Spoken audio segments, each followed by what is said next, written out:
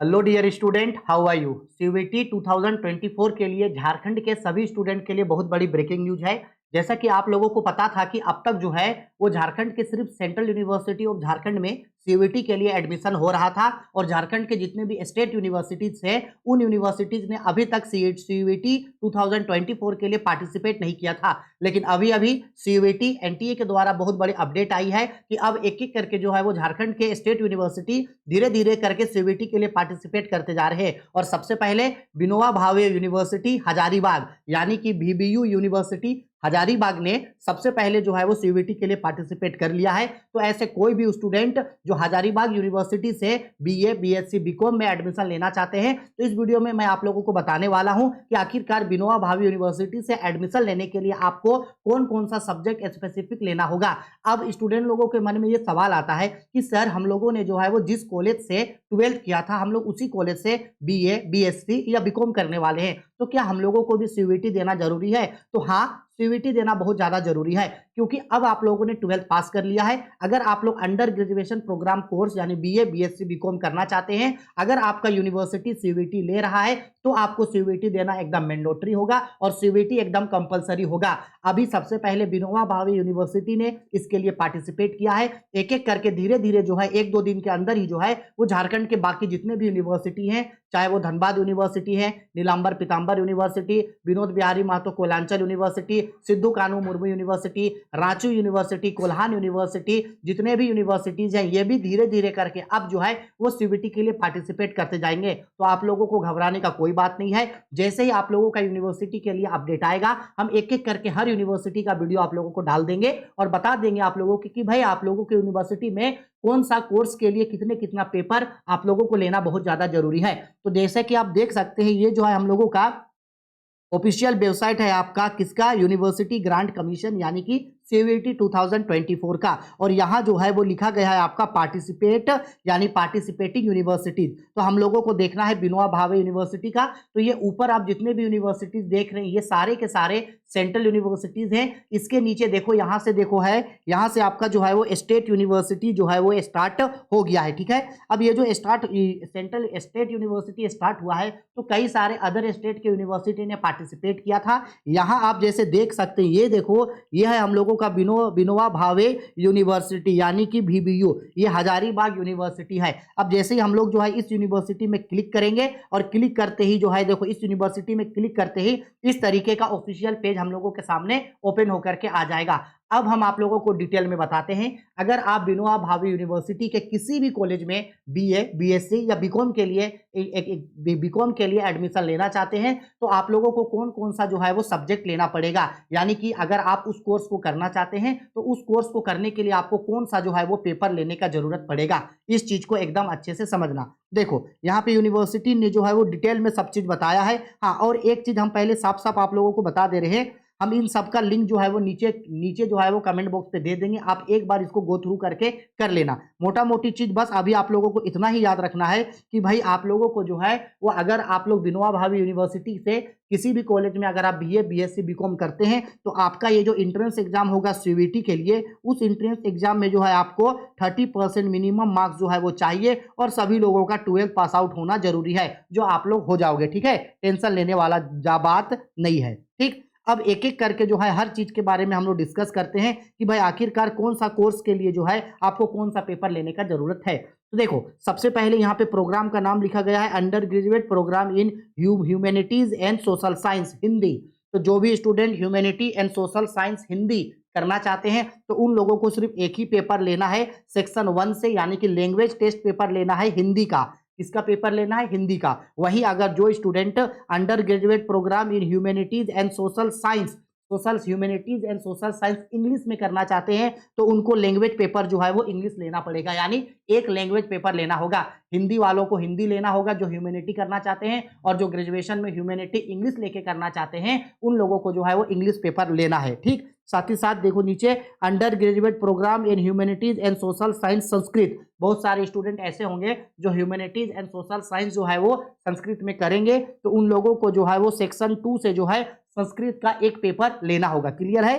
ठीक है, अच्छा से समझना, हर चीज के बारे में डिटेल में आप लोगों को बता रहे हैं। ठीक है, आगे अगर कोई ऐसे स्टूडेंट हैं जो undergraduate programme in humanities and social science Urdu से ह्यूमैनिटीज एंड सोशल साइंस करना चाहते हैं तो उन लोगों को सेक्शन 1A से जो है आपका लैंग्वेज टेस्ट पेपर में उर्दू लेना होगा। क्या लेना होगा उन लोगों को? उर्दू। ठीक है। इसके बाद undergraduate programme in humanities and social science Bengali, अगर बंगाली से जो है वो ह्यूमैनिटीज एंड सोशल साइंस करना है तो उन लोगों को एक लैंग्वेज टेस्ट पेपर लेना होगा बंगाली का। किसका लेना होगा? बंगाली का। ठीक है। यानी ह्यूमैनिटीज एंड सोशल साइंस अगर हिंदी में करोगे तो हिंदी पेपर लेना होगा, humanities and social science English में करोगे तो इंग्लिश पेपर लेना होगा, humanities and social science Sanskrit में करोगे तो संस्कृत लेना, उर्दू में करोगे तो उर्दू लेना, बंगाली में करोगे तो बंगाली लेना। इसके बाद humanities and social science philosophy, अगर आप फिलोसफी लेके करते हो ह्यूमैनिटीज एंड सोशल साइंस में फिलोसफी जो आपका ऑनर्स पेपर लेते हो तो उस समय आपको जो है वो जर्नल टेस्ट पेपर सिलेक्ट करना होगा। कौन सा पेपर भाई? जर्नल टेस्ट पेपर आपको सिलेक्ट करना होगा। आ गया मेरा बात समझ में? ठीक है। चलो आगे बढ़ते हैं। हर एक चीज के बारे में डिटेल नहीं बताएंगे, थोड़ा सा पेशेंस रखो।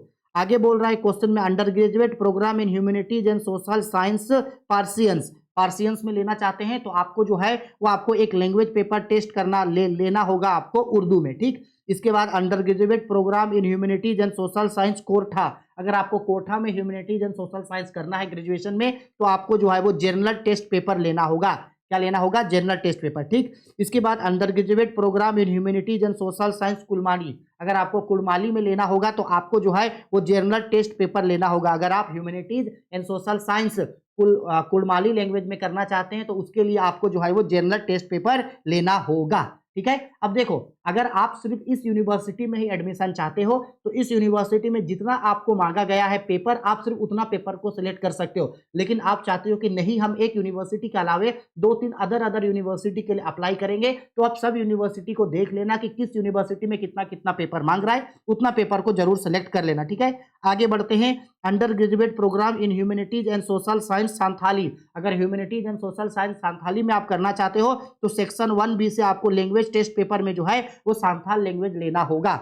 इसके बाद undergraduate programme in humanities and social science anthropology, अगर आप एंथ्रोपोलॉजी लेते हैं तो आपको सिर्फ एक पेपर लेना होगा आपका एंथ्रोपोलॉजी का, और ये जो आप पेपर लोगे इसी पेपर में आपको सीयूईटी का एग्जाम देना पड़ेगा। ठीक है। जिन पेपर्स में डोमेन पेपर नहीं मांगा है, जिन पेपर्स में आपको जनरल टेस्ट पेपर नहीं मांगा है तो बेकार का उन सारे पेपर्स को आप लोग मत लेना। अगर आप सिर्फ और सिर्फ इसी यूनिवर्सिटी में एडमिशन चाहते हैं तो अगर आपको इस यूनिवर्सिटी के अलावे किसी अदर यूनिवर्सिटी के लिए भी अप्लाई करना है तो कर सकते हैं। आगे बोल रहा है undergraduate programme in humanities and social science economics, तो ऐसे स्टूडेंट को इकोनॉमिक्स या बिजनेस इकोनॉमिक्स का एक पेपर जो है वो लेना होगा। यानी कि बच्चा यहाँ तक तो हमको एक बात साफ साफ समझ में आ रहा है कि जितने भी अब तक हम लोग पढ़े हैं हर कोर्स में अगर आप एनरोल करना चाहते हो तो आपको एक ही पेपर लेने का जरूरत है, 3, 4, 5 पेपर लेने का जरूरत नहीं है आपको। ठीक है। आगे बोल रहा है undergraduate programme in humanities and social science geography, तो उन लोगों को जो है वो ज्योग्राफी या जियोलॉजी का एक पेपर लेना होगा। इसके बाद undergraduate programme in humanities and social science history में ह्यूमैनिटीज एंड सोशल साइंस करना चाहते हैं हिस्ट्री में तो उनको एक पेपर सिलेक्ट करना होगा हिस्ट्री का। जो लोग ग्रेजुएशन में हिस्ट्री करना चाहते हैं उनको एक पेपर सिलेक्ट करना होगा आपको हिस्ट्री का। आया मेरा बात समझ में? ठीक है।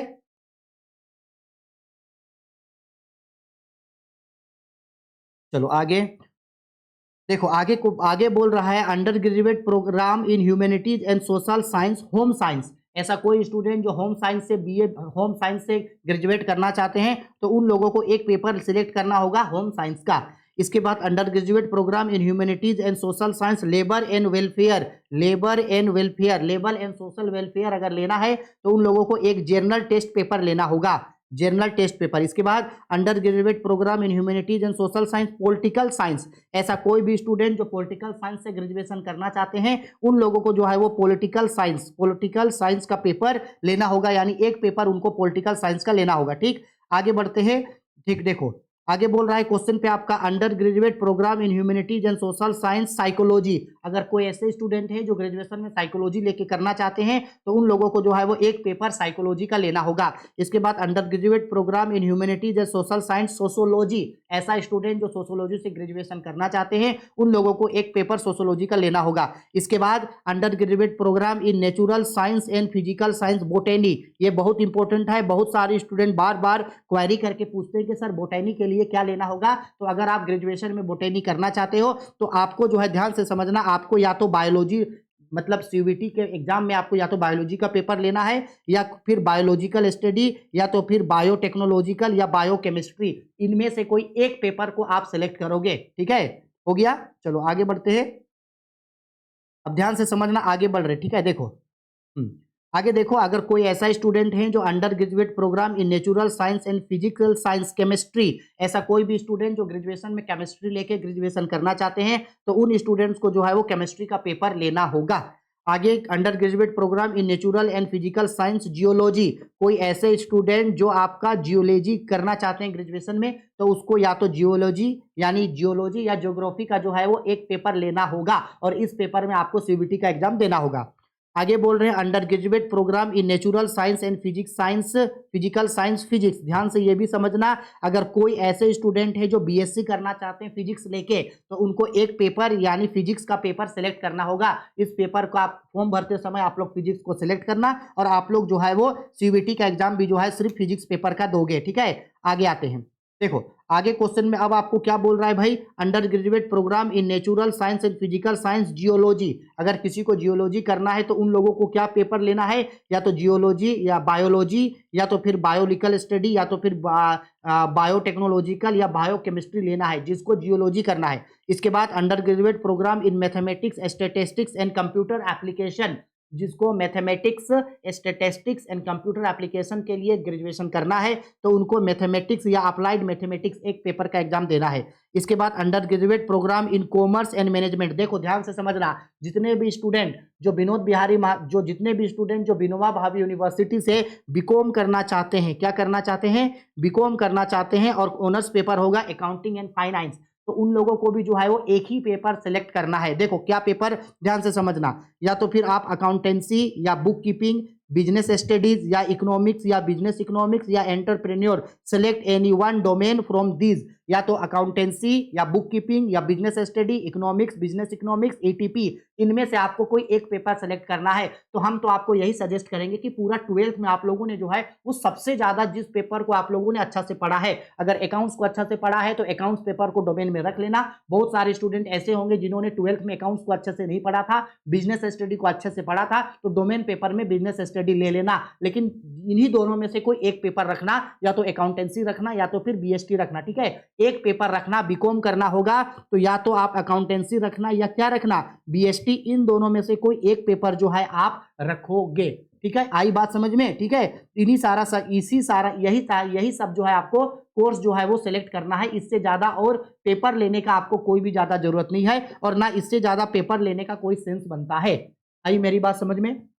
ठीक है, हम अपनी तरफ से आपको सब चीज बता दिए, इसका लिंक हम नीचे वीडियो के जो है वो कमेंट बॉक्स पे पिन कर देंगे, वहां से आप डायरेक्ट यहां गो थ्रू करके इन चीजों को अच्छे से देख लेना। अगर फॉर्म भरते समय कोई भी दिक्कत हो, डाउट्स हो, परेशानी हो या कोई ऐसा चीज है जिसका सवाल आपके मन में था लेकिन हम उसका जवाब नहीं दे पाए हैं, तो आप सबके पास मेरा कॉन्टैक्ट नंबर है, हमको कॉल करना, अगर हमको रिसीव नहीं कर पाए तो टेलीग्राम चैनल पे हमको मैसेज करके पूछ लेना, हम आपके सवालों का जवाब आपको जरूर देंगे। बाकी फॉर्म भरते समय अगर कोई भी दिक्कत, डाउट, परेशानी होता है तो हमको जरूर कॉल करके पूछना, हम आपका हेल्प जरूर करेंगे। ठीक है, चलो बाय, टेक केयर।